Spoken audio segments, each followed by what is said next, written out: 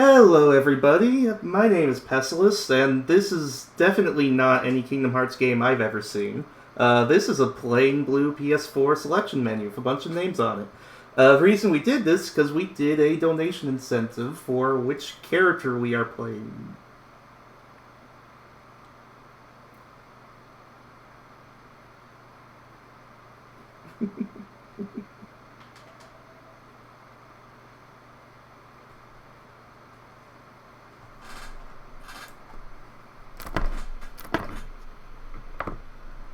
Okay, we good? Okay, wouldn't be a marathon without technical difficulties, right? Hey guys, my name is This is definitely not Kingdom Hearts. This is a plain boring PlayStation menu. Reason for that, we had an incentive for what character we're playing in our lovely Kingdom Hearts. So George, still on the OBS.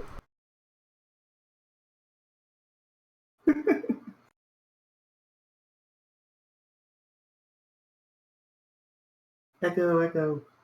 Yeah, sorry about that, everyone. We did have some. Yeah. I just muted it on the OBS, so. Yeah. I'm still trying to get this entire Discord audio capture thing right, but we're all set now. But yeah, about that incentive. Incentive. Yeah, who are we playing? Believe Terra, but let me just check if somebody... Yeah, we fixed the echo now, I hope. There shouldn't be any echo now. Can you say something so I can hear it on stream while I figure out your incentive? Something.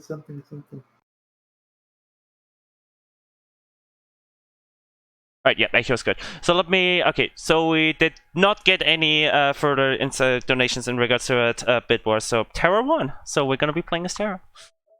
Awesome. So let me load into our lovely Kingdom Hearts game. Like, if it'll...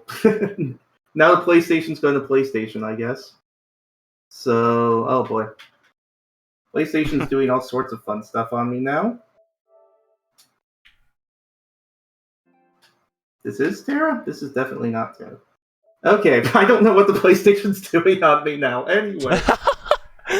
Wouldn't be. It's all sorts of technical issues today. Anyway, this is the reason that we didn't start on the game itself is because it's actually important we have profiles set up for each different character, because depending on the order, because Birth by Sleep has 3 playable characters. We have Terra, Aqua, and Ventus, who you guys donated between. And depending on the order you play through the character stories, different cutscenes play. So we actually have files set up specifically so that we get the least amount of cutscenes possible for each of the characters. And it saves about 15 seconds throughout the run. So maybe not enough to warrant all the technical issues, but this is kind of what we do. Gotta go fast after all. Time did not start yet, yes? So timer doesn't start until after a 23-second load. So I'm just going to explain some more stuff. This game was originally released on the PSP in 2010. We are playing the PS4 version for a wide variety of reasons. The loads are a lot faster, it's a lot more convenient, the controller is nicer. It is by far the fastest version, and it introduced some stuff that weren't on the PSP that we're going to be using for this run. So on, let's say 3, 2, 1, go, and start the timer on go. Yep. 3, 2, 1, go. And you guys donated for Terra, so all 3 characters start out the exact same. They start out in orbs. Say hi to orbs. They're little light orbs that you beat them up, you become Master Keyblade Wielder. Super easy, except this fight's actually a pain in the butt for everybody involved. What we're going to try to do, to the best of our ability, and the orbs are being annoying already, is we want to knock these orbs into each other as much as we can. That's all it really is to it. I'll try to explain more of the mechanics as we go. This is an action RPG. We're moving in real time, attacking in real time.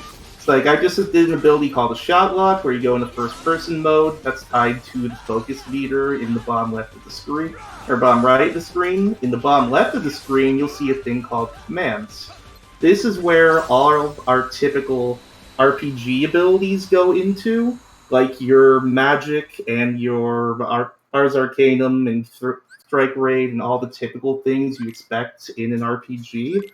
All those abilities are linked to our command deck, and you use it in the command deck. It takes up a certain amount of space in there, and also you use it. It goes on cooldown. You wait for the cooldown or to use it again. On top of that, these commands all level up. You as a character level up, and the commands themselves level up as you use them. Except we as a character are not going to be leveling up. I'm going to equip EXP 0 here. EXP 0 means I am not leveling up this entire run. I am level 1 through and through with the entire speed run. I'm not going to get any stronger with anything. The amount of damage I do now is the amount of damage I'm doing for the rest of the run, basically. Just letting you know that... Oh, sorry. I need to interrupt you. It seems like your frame rate is a little bit dicey. It seems to have stabilized now, but at the start it was extremely unstable, so I don't know what that was about, but I start talking about it and suddenly it's fixed, so I guess maybe I should start talking more about tech issues. I guess. Yeah, but frame rate just fixed itself. Okay, now it's starting again, so check your OBS, maybe something... I don't know what it is, but it looks like... My best guess would be encoder overload. My OBS isn't saying anything. It looks fine on my end. No encoder overload? No, nothing? Oh, I didn't say pause. I just wanted to, like, take a look, but I guess we're pausing. I guess we're pausing. So, no encoder overlay and no nothing? No. In that case, we can't really do anything about it, so sorry. I guess we're continuing. I see some dropped frames. I'm not entirely sure why. I can turn down the bitrate and restart. Yeah, turn down the bitrate a bit. And then resume. So let's resume, because we're already starting a bit far behind. Okay, so I just need to end stream and restart it? No, you don't. No, you can just change your bitrate now. Oh, crap, okay. So... Just change it midstream. But we do gotta resume quickly, because at this point we rather need to deal with frame rate issues. It's not letting me change the bitrate. Alright, then so let's just go with this. Then let's go with this. So just resume. Right. We'll deal with it. Sorry about that. It's fine. Thing about these. We've had worse. Thing about doing it live, right? Anyway, I'm using a very important ability here called D-Links, which very important for a wide variety of reasons. Basically, you call on characters you know from, like, your friends throughout the game that you meet throughout in order to get certain abilities. And I got really, really bad RNG, so this is going to be interesting. So essentially, you go into the D-Links. It uses that blue bar you see at the top left of the screen, and it replaces your commands with commands based around the character's skill sets. Like, Ben is really, really fast, so his abilities are all based around speed. And I was desperately trying to get that D-Link to level up, because D-Links in this game actually do level up on their own, the same way commands do, except the D-Links level ups are 110% random.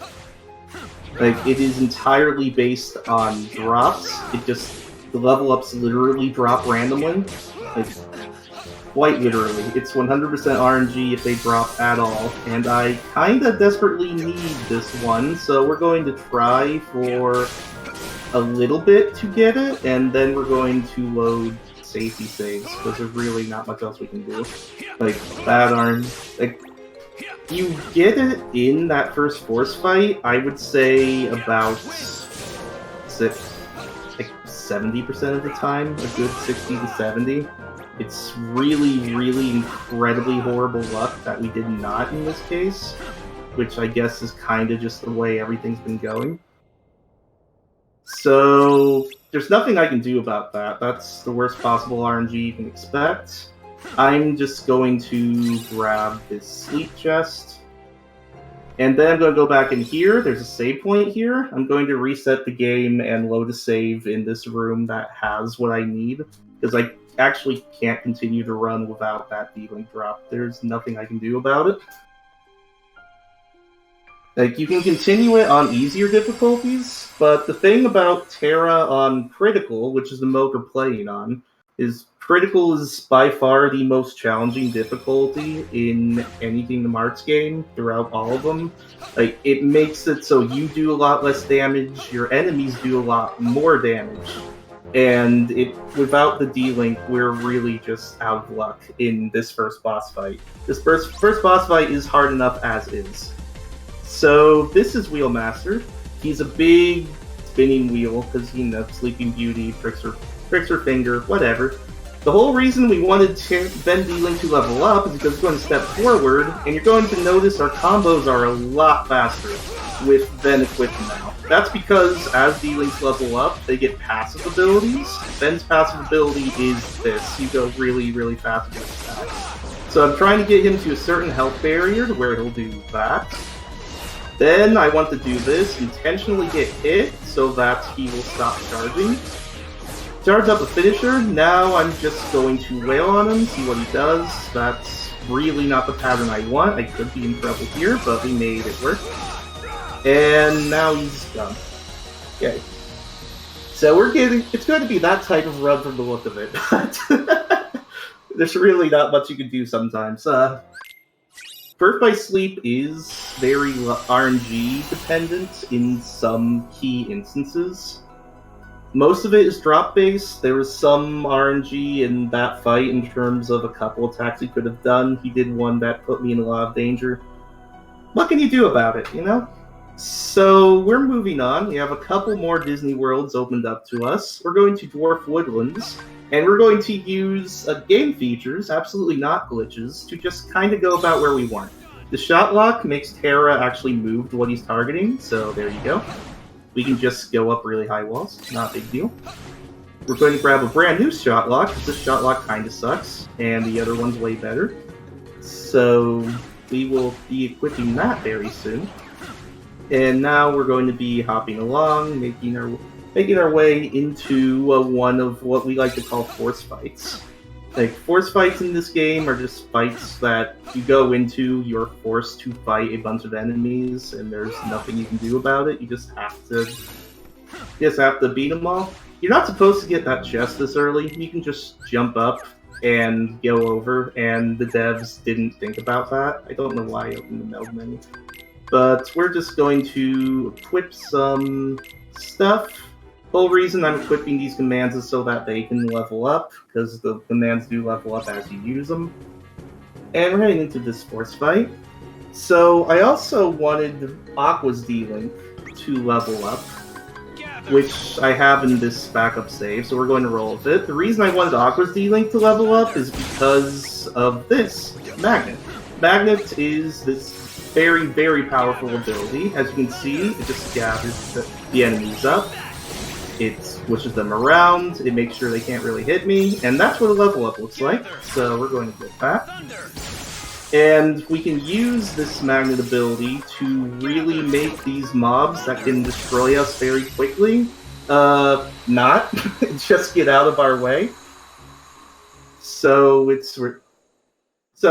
that's what a good fight looks like when we have our magnet and the ability to take care of things. Without magnets, these enemies hit me like a freight train. Like, when I say I would die in 2 hits to just those normal basic enemies, I am not exaggerating. So now we're going to go fight Magic Mirror. Magic Mirror in this run, he's a boss that likes to do all sorts of crazy floating around things and all sorts of, like, stuff we don't want him to do, basically. So we're going to use the power of the mighty EXP-0. and of a couple abilities we have, and we're going to see if we can stop him from doing some of his craziness. Just going to dive forward, hit him a couple times, use our Fission Fire, go into Aqua's D-Link, start using a bunch of her magical abilities to knock him over. And now we gotta see what he does. He can do a couple things. That's, Oh, I'm dumb. Anyway, that was the best possible RNG. That animation was really weird. I wasn't sure what to do about that. Yeah, so you get to see some of the things he does. He has to swirl around, make copies of himself. The little smiley face is the one you want to keep hitting. It is the right one, so to speak. So, because he did that, I know he's going to come over here and he's going to charge in squiggly lines. Just going to set a Mind Square, use some finishers. So, you might notice, if you look at his health bar, hey, I thought you said you were at level 1 this entire time, and you're not leveling up, so you're going to be doing really not much damage at all, because that's how RPGs work. Why are you doing a crap ton of damage to this guy? Like, why is his health bar melting when you use certain things? Like, well, the reason for that is EXP 0 has a very unique property in this game. On PSP, it just worked like you would think. You don't level up, and so nobody played it because it was crap and not fun. So in order for them to try to make it fun, they changed it so that finishers, when you have the XP0 equipped, actually do extra damage based on the fact that they are finishers. And so certain abilities that I use are going to do an extra ton of damage because they are considered finishers in the game's eyes. I'm selling basically everything. I'm holding on to a couple commands for very specific reasons. And everything I'm buying is just a bunch of stuff you're going to see me using for the next couple worlds. Like, a lot of the routing in this game is how getting the abilities that we want and having them equipped. We're also going to equip Flame Salvo, which is the shot lock that we got earlier. You'll see that featured a lot more later on. And we're just going to head on over to Castle of Dreams now. So the commands I set up were Magnets and Thunders, which you saw already are very powerful. I also kept my Zero Gravity from earlier because I want to level it up some more. We haven't seen command melding yet, but you will very soon. In the meantime, I'm going to use mostly Aqua D-Link instead of the magnets I have, because Aqua D-Link has a Magnaire, which is more powerful than the magnet ability that I normally have. So we're going to use that, take care of some things. Aqua also gets different finishers. All the D-Links get different finishers when they level up. It's pretty cool. A lot of cool animations in this game. So I'm going to grab this chest for safety. This has a pulsing crystal in it. We haven't talked about crystals yet. As I mentioned, commands level up throughout the game, and you can combine those leveled up commands to make stronger commands. You can also attach those stronger commands with stuff called crystals.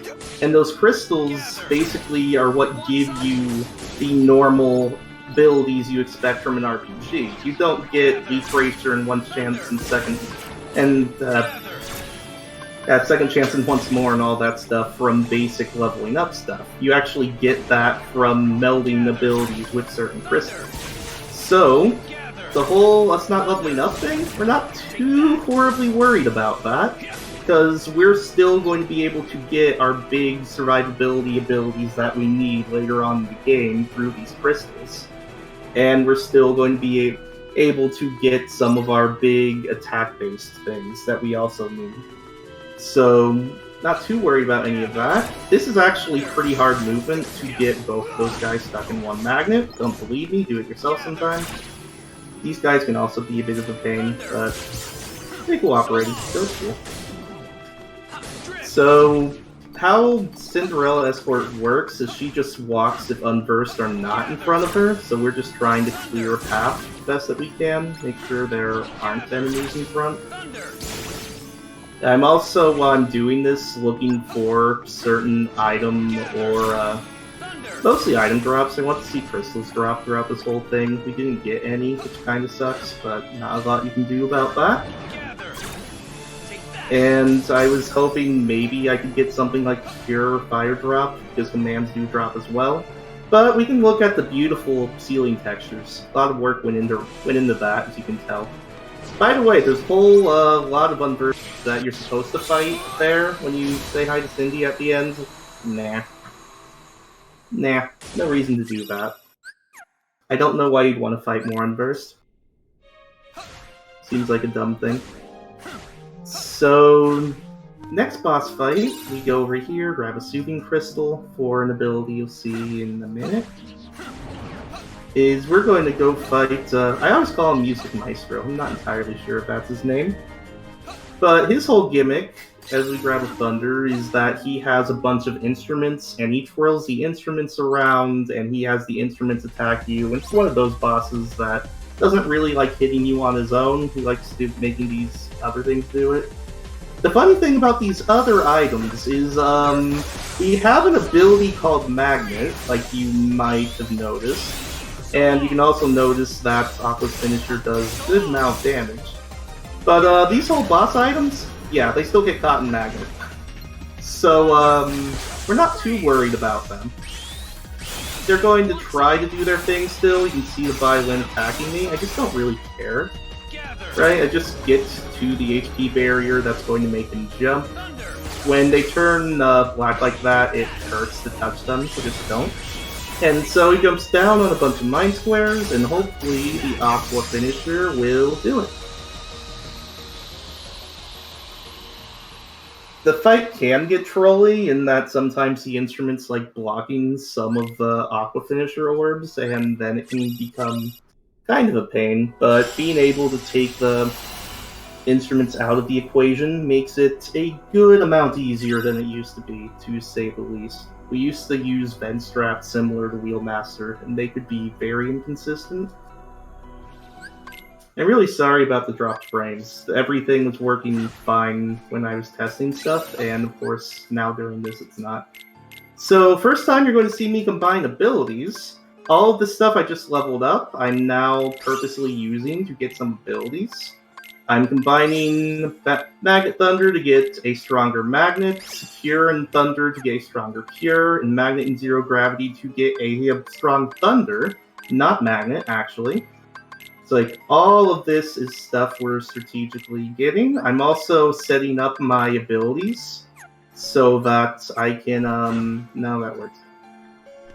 So that I level up all of this in the next world, so that I can get the abilities I actually want at the end of the game. All of the routing in this speedrun, Terra specifically, is how do I get the abilities and commands I need at the end of the game? Because everything you've seen so far, it's looked easy enough. Because it's looked like, okay, this is hard difficulty, but you've been disabling enemies and kind of taking them out of contention, and you've been able to, like, make things work. So nothing too ridiculous at this point. Like, but as we get later on, there's going to be some stuff that gets to that point of ridiculousness. And you could argue this force fight is one of them. None of the force fights so far have offered much of a challenge. This one is a right pain, because of just how the waves spawn.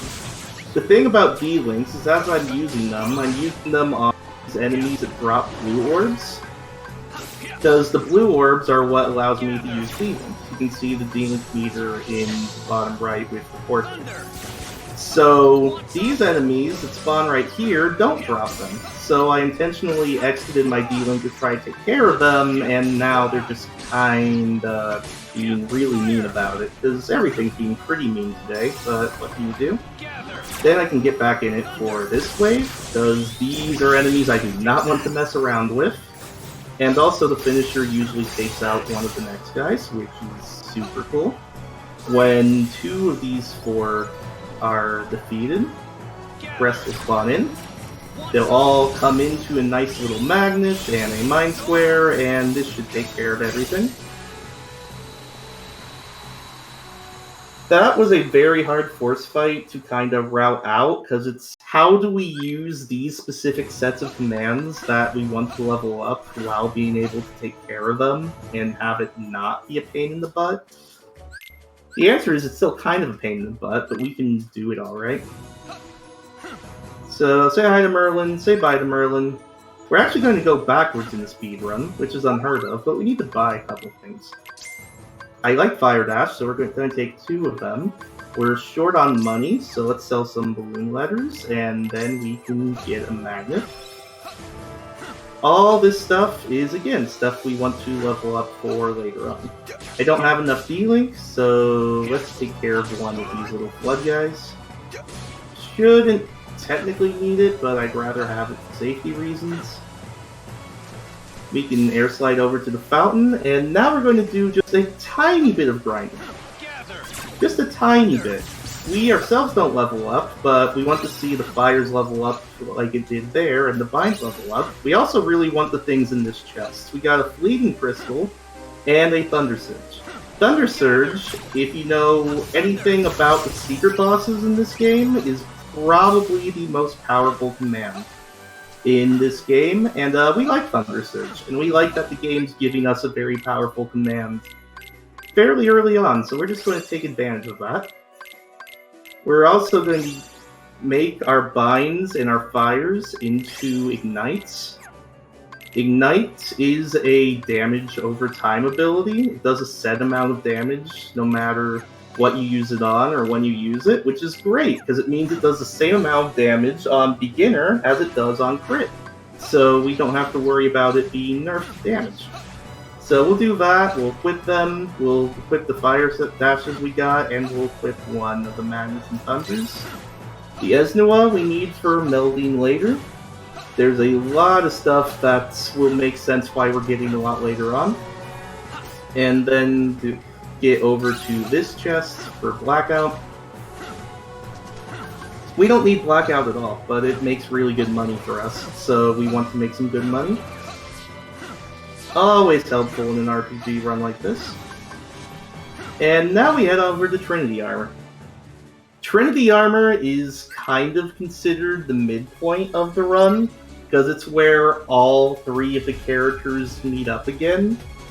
Like, everyone meets up at Orbs, and they meet up in the middle of the game, which is here, then they meet up again at the very end. And Trinity Armor, all 3 characters fight him. Terra's is the hardest and the most interesting. We're doing specific combos to get into Firestorm. When you use certain types of commands, you get certain command styles that gives you finishers and attacks based on it. Since we used fire-based commands, we're able to throw a crap ton of fire like that. And as you can see, it does a really good amount of damage. So we're going to do that. This laser is literally, if it touches me, I am dead. So I am playing it very safe around this thing.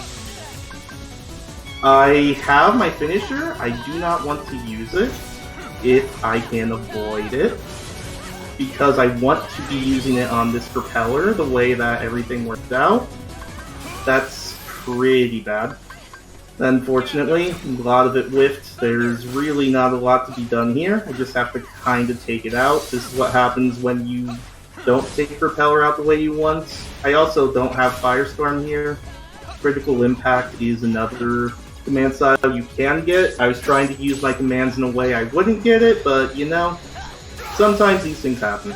So we're just going to duck under here, because the insta-death kill laser is very scary and I really don't want to deal with it, to say the least. So we're just going to kind of ignore it if we can. I'm using the finisher just to get it away. It does some damage, so whatever, just go away. I don't really want it. And there we go. At least our party was able to help out a little bit and take some of the damage off of him, so we weren't completely screwed. The party members can choose not to help, and then things can get weird. By the way, you want to see gravity not work? Here you go. If you use a T-Link in midair, you just get pulled straight to the ground. Gravity be dang. So, always a good time. going to kill that wave just to get Flame Salvo leveled up. It's very important we get Flame Salvo to max level before one of the upcoming worlds. Like, unbelievably important, so we're going to make sure that happens. You might have noticed that I use these sliding dashes occasionally to get a boost in movement, and you might be wondering why I don't use them everywhere. I'm intentionally saving them for when I know an enemy is going to come up, because the fastest form of movement in this game is you use a dash, you hit an enemy, and then you can dodge out of the dash. And so you use the dash to get the movement boost, and then instead of seeing through the animation, you keep going. The Fire we're just going to sell, and now say hi to Brig. Brig, oh boy, this guy is a pain, let me tell you. Real right pain in the beak. So he's going to go up here, he's going to try to snipe us. He's a real MLG pro, as you can see, clearly. So, like I said, Ignite is a damage over time ability. It doesn't stack, it does a set amount of damage each time. So what I'm trying to do is deflect his shots so I don't get instantly murdered, and set Ignites on him so that he is taking damage throughout this whole ordeal. After he does a certain number of attacks, he's going to go down, do a spinny thing. You can interrupt his spin attack by just getting a hit on him. The safest way I could do that there was using the shot block, because I knew I would have iframes through it and he wouldn't be able to kill me. So that was the main thing I do for adaptation. He shoots you a few times from up above, then he goes on the ground, does a charge attack, which you can hit with Thunder Surge, then he goes at you again. The fastest way to interrupt this is to jump up as he attacks and do an Ignite. That counts as a one hit, and usually it actually hits him, so you do extra damage on top of it. And so that wasn't a terrible break fight. That's kind of how you want it to go, is just be safe with the blocks. I had to play it a little safer because of how I screwed up the block at the start of the fight, but that's how the run's been going, so you know, we just roll with it. That's what we do around here. You know, you want to be on the BBS gravy train. You gotta roll with things not really going the ideal way. So now the game really opens up after Radiant Garden, and we get our choice of 3 more Disney worlds. We're going to go to Disneytown first. Main reason for that is because it's closest, and we have to do it, so whatever. There's nothing here that's all that relevant or interesting. We're just going to equip the magnet we bought earlier. And now we're going to play Kingdom Hearts. Yay! It's super fun, guys. I swear, it's super duper fun. You have a little boost like Mario Kart, you drift like Mario Kart. It's a thing. And we have 5 laps of it, so it's definitely a thing. So there's really not a lot to this. You have to win. Like, you're required to win or the game won't let you continue. These tornadoes can hit you and slow you down quite a bit. And also the rubber banding in this minigame is ridiculous. No matter how in front you are, these guys will find a way to come sneak up on you and just have at it. So the last lap is really the only lap that matters. That's a tough tomato cycle to make though. The last lap is the only one that matters at all, because the last lap is the only time you can really lose. The rubber banding stops, but if you get hit by a tornado, you're pretty screwed. Yeah, I'm sorry about the frames, Dan. Nothing I can do. It was all working fine before this stream started, so you know. At least a lot of it's on my end, so I'm sorry about that. But yeah, this is Kingdom Hearts. And there's really not a lot to say about it. Just you can hold, break, and turn into it, and it's a kind of cool thing. Typically we just want anything that's sub 2. Yeah, I'm sorry guys, it is It appears to mostly be on my end. OBS says it's dropping frames, which it wasn't when I was streaming before this, so I'm really sorry. I just don't know what to tell you. But sub 2 Rumble Racing, you know, we take what we can get. Oh, that was 203. Well, rip. So that was when we picked our profile at the start. That's where a lot of the cutscenes are. We skipped 2 cutscenes in that world by having our profile set up beforehand.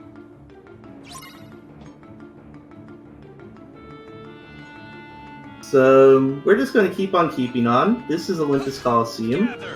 So this force fight's really interesting in that the strat's not that interesting. It's a lot of magnets, a lot of thunders.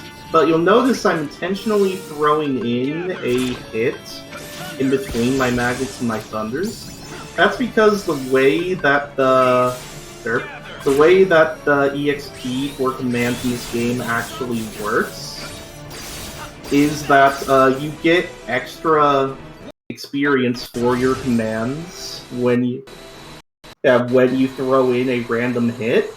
It seems to be kind of hit based, I can't think. Kind of hit based. Seems to be kind of hit based, kind of damage based. It's weird how it works. We're not entirely sure why it works that way, but we know you throw in hits and things just go like that. Pretty neat. So 10 rounds is going to be a lot more of that. We're using magnets, using thunders. You got no wellspring drop, so that's a rip. And we're just going to go about our lovely day, really. We're looking for drops. We need all the money we can get, so the fact that a lot of these guys drop money is very helpful, because we are tight on that later in the run. Our Flame Salvo leveled up, which is great. We need to see that at some point, so that's out of the way. We're also hoping to see some commands level up. We want the fire dashes to be level 4 at the end of all this, so that we can meld that into some useful stuff later. There's a fleeting drop. That's some good RNG for once in this run. Fleetings are very helpful because we use them to get an ability called Attack Haste, which means all of our commands that are based on attacks, like our surges and dashes, are off cooldown faster, so we can use them. So Attack Haste are very helpful for us to have at this point. And actually I only needed them to be level 3, so we're already fine there. Those hourglasses can murder you. Trust me, they can. Real pains in the butt, they tend to be. And the last wave is also kind of a pain in the butt. These jelly shades, they don't look like anything. Trust me, they can murder you really quick.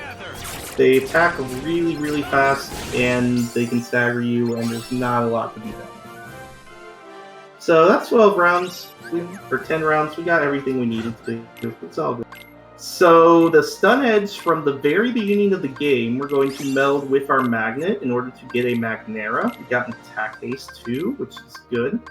Then we're going to replace our fire dashes with Curas that we got earlier, because we need them to level up. Going to equip Sonic Impact, which you'll see in action in a bit. Wait, what happened to my command deck? Ah, okay, so slight mismenu. It's not a big deal. That can be fixed easy. Happy I noticed. Anyway, we're going to get into Zack from Final Fantasy VII in Crisis Core. Zack sucks. There's no other way for me to put it. This fight is scary. So, ignites right away to try to get our damage over time going. These shot locks are really to get him stunned up a bit more than anything. Throwing out the thunder so I can see what he does. He charges so I can get out of the way. That gets me my Firestorm. As you can see, he can kind of break out combos when he wants to, which is what makes this fight incredibly, incredibly scary. But I'm trying to get him into this corner. trying to build up some Firestorm as I do that, so hopefully most of this hits. More of it hit because he was in the corner, which is what I want. Playing it very safe around him because it's really hard to tell when he's going to charge at you, and I'm playing this out very safe. I want to see what he does, just to make sure we're good. Like, if I just start wailing out on him, there's a very good chance he just kind of breaks out and does whatever the heck he wants, and that's not a lot of fun for anybody, so we're just going to not let him. Zac 2 is very scary, so this is a whole move where he's invulnerable, and he attacks you from all over the place, and it's not fun. Flame Salvo, which we got earlier in the run, though, gives us a lot of iframes. So we're not using Flame Salvo for damage at all, we're using Flame Salvo so that we can survive this attack, and so we can, after the attack, we'll be ready to get our Nitro. So we're going to do a little loop on him, where we hit him a bit, we ignite him, he attacks, we hit him a bit, we ignite him, he does the super amazing invincible attack, and we can just super amazing invincible attack right back at him. So, and we don't even get tired out by it, we're ready to go immediately after. So we're going to do this loop until we are out of focus and can no longer shot block, which would be now. And once this is done, we're going to start the loop one more time. Going to do a couple of hits, ignite, and a surge with him. And that's what a good Zac 2 fight looks like. It's a very, very scary fight. The strat's consistent, but you make one mistake in there, you're dead. And there's nothing you can do about it. But you think that's hard? Look for the hardest fight in the game. Oh god, Jelly Sakes, please help. Yeah, this fight really is super hard, guys. You just, I'm hitting X, and I'm hitting X, and I'm hitting X, and the analog stick is pointed a tiny bit, and I'm hitting X. And oh no, the analog stick is pointing the wrong way, I'm hitting X. And there we go. Super hard.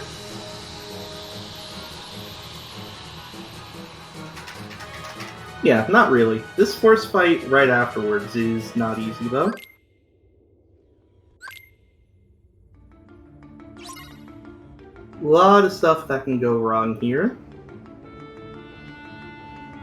But we're going to use a combination of our with the level there. With the Magnera, with our two own Magneras that we now have. The reason I'm going back and forth is because if you leave your D-Link and re-enter, like I've been doing a lot this run, all your stuff from the D-Link is not on cooldown. So I'm just intentionally going back and forth so that I don't put my instead of putting my own Magneras on, being able to use them, I can just mix those couple in with a bunch of Aqua ones and have everything that I need. That's Sonic Impact, don't worry about it too much. So we need a little bit more D-Link because I had to use it at the end of that fight, so we're just going to take out a couple extra enemies here. Not a very big deal. We're going to go in space for like 5 seconds. I did not get a Wellspring Crystal to drop off an enemy, so I have to go out of my way to get this chest. I desperately need this Wellspring Crystal in order to finish the run, so what you gonna do? I'm also taking a little way. It wants you to use an anti-gravity button. Who needs gravity when Cinderella just defies the laws of gravity? Like, who needs it? It's a feature, it's not a glitch. But you lock onto something above you in this game, the game gets weird. The game gets very weird, and Enchanted Step in particular, as a command, just really likes to find the laws of gravity. So, helpful for us. Say hi to Sparky. Sparky sucks. This little Spark Ball, you know the whole ignite thing? And the whole damage over time thing? Yeah. If we get hit by that, like this little electric orb thing, we're dead. We are just dead. So instead of worrying about that, we're just going to kinda do anything else. Which, the only way we can really deal damage safely, as he does this whole Sharpie thing, is to ignite him from afar and throw in a couple extra hits when we can. That's really it. So we're going to do that to the best of our ability. And we didn't get incredibly lucky, so he's going to go into guns. We cannot hurt Sparky right now, and these guns are... If they hit me once, I'm probably dead, because 2 or 3 hits kill me, and one of them typically staggers me into multiple hits, so let's not worry about that. Let's just walk in a giant circle. They can't adapt to that. They don't know how to. So it's super fine. If you try to hit one of these guns, like, you can destroy the guns. They're actually designed for you to do that. But on level 1, you just can't. You just do not have the damage output. And you just take too much damage in return. Ooh, boy. Oh, boy, that was scary at the end. Anyway. That's Sparky. No one attack is usually that scary in that fight, but the combination of them and the fact that it's hard for you to speed anything in the fight up, and you're kind of just igniting them and at the mercy to what you want to do, it can make that fight pretty scary. Also, you might have noticed Terra's dodge is very jumpy. It does not have a lot of iframes on it.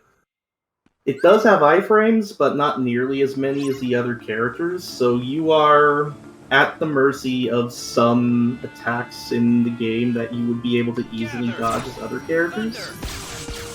But anyway, Neverland Force Fight. This fight's fun. And by fun, I mean the start's fun, and then it gets not fun. Because to start, we have some very cool specific combos that end in this really twirly thing. And it looks really cool, and I like it. And then once this bird is gone, things get a bit hairy. Because these giant ape-working things, they heard about our whole Magnet Thunder tactic we've been using on Force Fights. They are not very enthused.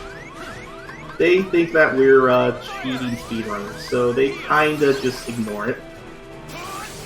But we do have a neat thing where if we lock up...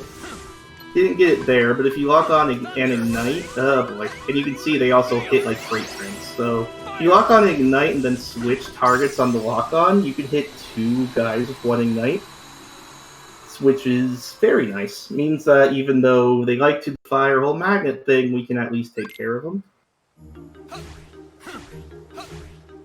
So that's the last major force fight.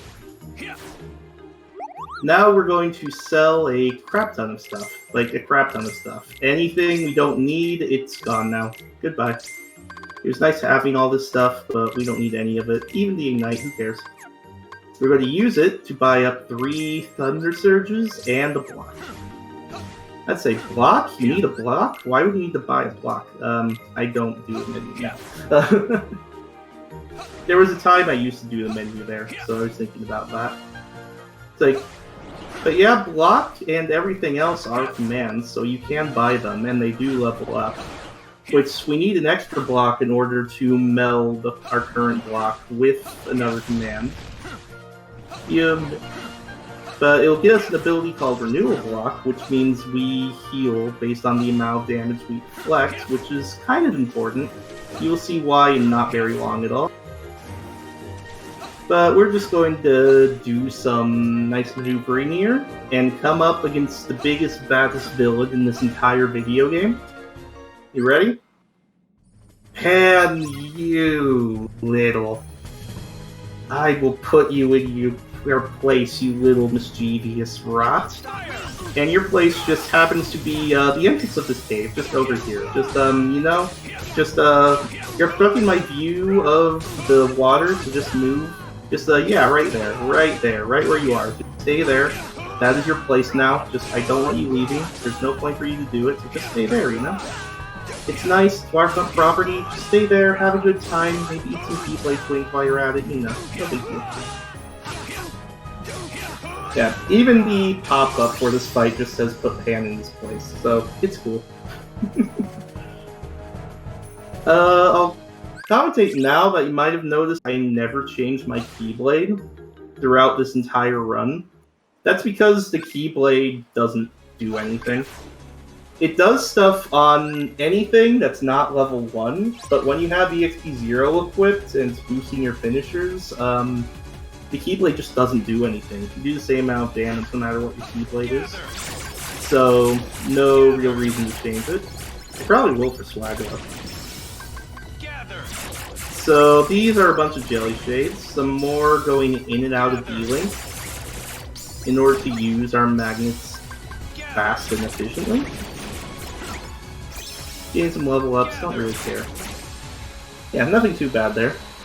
And now we are into Endgame, ladies and gentlemen. Oh boy, Endgame. Where do I start? We have exactly 4 bosses left. That's what's left in the speedrun for us to do. And these 4 bosses are hard. Like, when I say these 4 bosses are hard, I mean these 4 bosses are hard. I mean, the main reason Terra is ran less than the other 2 characters is because of these 2 boss fights. It gets bad in there sometimes. Before we do that, though, we have some melding to do. Like Block and Esnua, there's our renewal block. Fire Dash Thunder will get us a nice little Thunder Surge. Fire and Ignite can get us a Fire Surge. Pulsing gets us Leaf Bracer, which means we won't take damage if we cure. A Curaga with Second Chance means we survive combos on 1 health. Same, the Magnica just covers the rest of that, so any hit we take, we will survive on 1 HP, which we desperately need. It is completely necessary. Going to equip all of that, unequip Sonic Impact, because it can make movement weird sometimes. And let's head on over to good old Jedi Master Markham, Master Ericus. This fight's going to look a lot scarier than it is, assuming everything goes well. Because Ericus has a lot of big old attacks we do not want him to do. He also has a distinction where we cannot use D-Links in this boss fight, like, at all. And we also cannot go into command styles. We can only go into this Dark Impulse command style the game has scripted for us. So what we're going to do is we're going to start surging. I'm going to get down to 1 HP. I'm at 2 HP, so I'll survive here. Then I'm going to block. Renewal block will heal me up. And then I'm going to attempt to loop him. It can be tricky sometimes, because he really wants to run away and get in the middle of the arena, which is what he's trying to do right now. That's the last thing I want him to do. I'm trying to get him to the sides of the arena, get him to retaliate me, and then get him back into this little loop. I'm at 2 HP, so I'm perfectly fine. Doesn't look like it. I'll block because I knew he'd retaliate there, and my angles would be. And ideally, we can keep him on the side of the arena. Okay, this is where the fight gets scary, is if he doesn't retaliate you, he can run away, and oh boy, we're in. So, full facts, you can block the fire pillars. That's a thing a lot of people don't know about. I'm going to Dark Impulse for iframes, and hopefully to stagger him. And then we're going to try to finish this in the loop. And this, I could have risked it there. Better to play it safe. Alright, there's Ericus. That fight, in general, on the hardest difficulty is actually easier than on the easiest. Because of the whole loop and everything you can do there. However, you can see there, it can get kind of scary. There are things that can go horribly wrong. Mainly if he chooses not to play along and he wants to just run away from you instead of staying in the loop.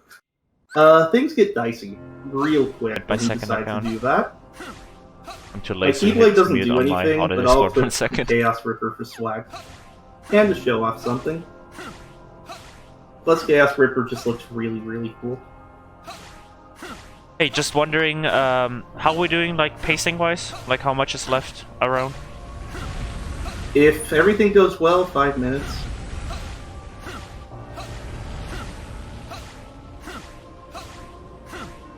Like, we're doing just fine. Because we're heading off to the final boss fights right now. Final 3 fights in the game. And these guys, oh boy. Let me tell you, these guys are something. So, first we have Vanitas and the Xehanort. We have to fight both of them at the same time.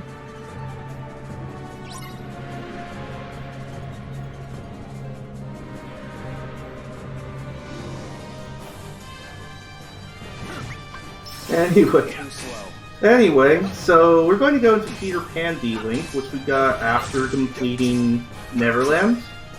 We're going to get the finisher, which is Swordbill. The jumping was to get it faster. We're going to hope he doesn't do that and get totally owned, which is a thing that happens in DPS, you know? You gotta roll. Yep. There's death number 1. That is going to happen eventually.